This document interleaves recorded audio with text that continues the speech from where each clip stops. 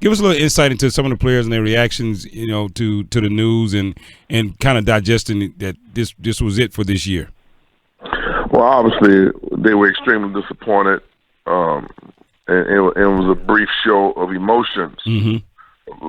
But Shelton, like in many things, what I tried to let them know that these decisions that were made with all the facts and information that maybe we didn't have privy to and was in their best interest, and that the decision was made because they were trying to protect the well-being and the health of the players, the participants, as well as the fans, and to the game of basketball, and that it would be very selfish of us, to be so emotionally disappointed that we didn't understand the potential hazard of the virus being transmitted to someone who didn't have any symptoms, and then someone losing their life, and that it was bigger than just the enjoyment and pleasure that we were looking forward to, and that we had to accept that. And I also told them that if this was the worst thing that ever was going to happen to them in their life,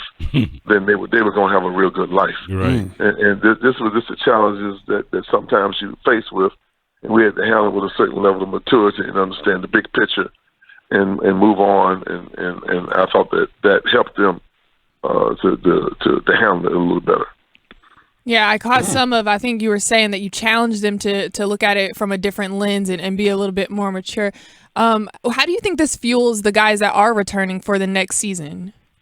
Well, there's no doubt that we will miss it. The fact that we missed this opportunity, and we'll come back. But I try to tell our players, when you need to have some outside motivation, something or the revenge or your anger, if you got to have some of the motivation in order to go out and do your very, very best, then that type of motivation is short-lived. We have to compete because this is who we are. This is our mindset.